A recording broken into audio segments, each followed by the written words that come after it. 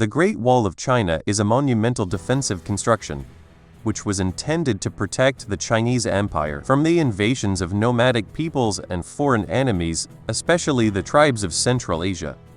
Over the centuries, the wall was expanded, rebuilt, and fortified by different dynasties. Construction began in the 3rd century BC under Emperor Qin Shi Huang, known for unifying China, and it was improved over several dynasties.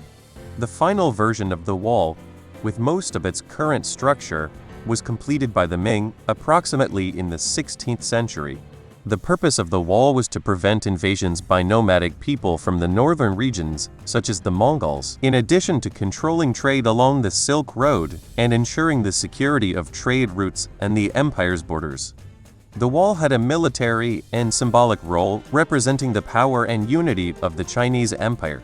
Despite its defensive function, it was built over several periods, with the addition of watchtowers, fortresses, and access gates. Throughout its existence, the wall varied in size and shape, with areas built of stones, bricks, and compacted earth. And at its greatest extent, the wall reached around 21,000 kilometers, making it one of the greatest engineering feats in ancient history. Its construction was never completed, as the maintenance process was interrupted after the collapse of the Ming Dynasty in the 17th century. Welcome to the Brutal Chronicles channel. Subscribe to the channel here, which today we are going to see because the Great Wall of China, even though it took 2,000 years to be built, it failed in its main mission to prevent foreign invasions. The Great Wall of China, 21,000 kilometers long, it was one of the most impressive works of ancient engineering, but this posed challenges in terms of construction, maintenance, and defense. In a territory with rugged, desert, and mountainous terrain, the wall had to be built and maintained under extremely difficult conditions. The extension required money, repairs, adaptations, and continuous reinforcements. The effort to maintain the wall was long and unsustainable. During the Ming period, when the wall was at its most robust, the Chinese Empire had to allocate large resources to support the structure. Even so, ongoing maintenance required more than available resources due to the vastness of the territory and the large number of soldiers spread throughout its length, which made the logistics of supplying food, weapons, and men very difficult. Furthermore, the adverse weather conditions and terrain also made the conservation of the wall difficult, requiring frequent and costly repairs throughout its long history. Some regions, exposed to wind and rain, were more susceptible to wear and tear and collapse, requiring constant repairs, with many sections built on unstable rock formations. In distant areas, there is a lack of qualified labor and a shortage of construction materials. They also contributed to the difficulty of maintenance. Over time, lack of resources and natural wear and tear caused several sections of the wall to deteriorate, which compromised its effectiveness as a defense system. Despite the imposing presence of the Great Wall of China, it was not enough to prevent invasions and attacks by enemy forces. The main problem was the siege technology used by the enemies, which evolved rapidly over the centuries. Although the wall was a physical obstacle, siege techniques and weapons became increasingly advanced, which limited their effectiveness. The invaders, especially the Mongols, had knowledge of military strategy and were masters of siege tactics. Over time, China's enemies developed sophisticated military engineering, such as catapults and mobile siege towers capable of bypassing or breaking part of the wall. The construction of defensive walls was a major deterrent, but the new siege weapons allowed the invaders to cause significant damage to the defenses. Furthermore, some sections of the wall were made of earth or wood, materials more vulnerable to fire and destruction. And the invaders exploited the weaknesses in the wall's design, taking advantage of the gaps and vulnerabilities that had been left unaddressed over time. The resistance of the troops was also tested, as the invaders attacked quickly from different directions, making effective defense difficult along the entire length of the wall. Although the wall played an important role in China's defense, advances in siege technologies and military strategies developed by enemies, they rendered the wall incapable of providing a 100% effective long-term defense. The logistics of supplying and maintaining the Great Wall of China was a monumental challenge. The wall was a line of defense, which depended on the constant movement of resources and personnel to ensure that military garrisons were adequate, that the structure was maintained, and that attacks could be repelled.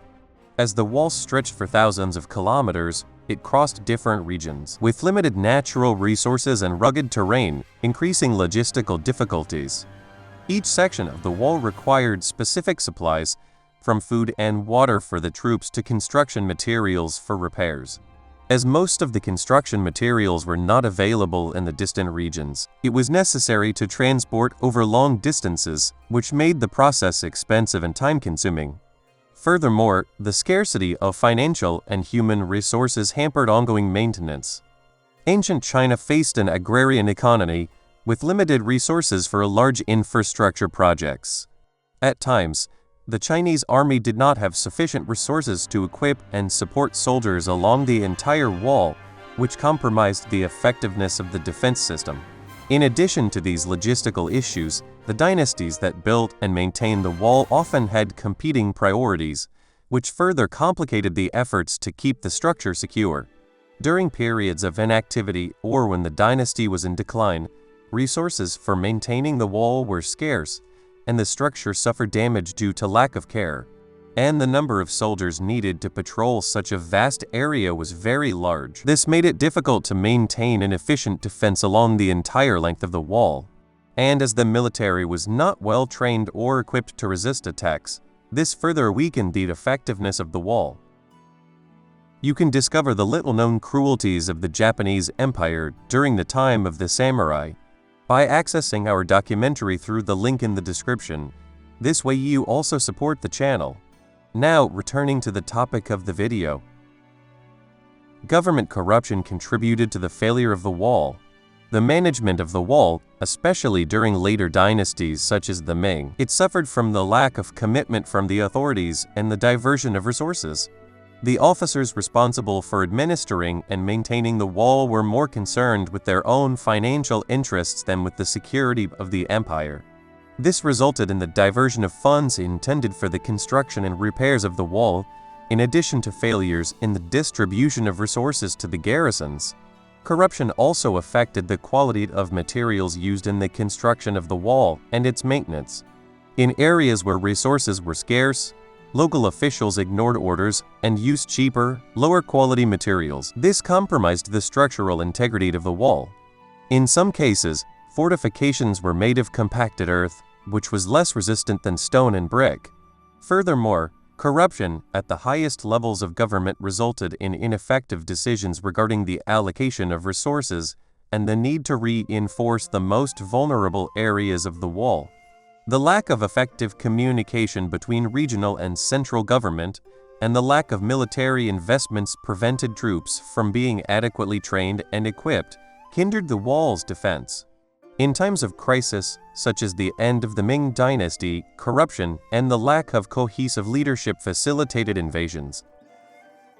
The wall depended on the loyalty of local governors and commanders to guarantee its effectiveness.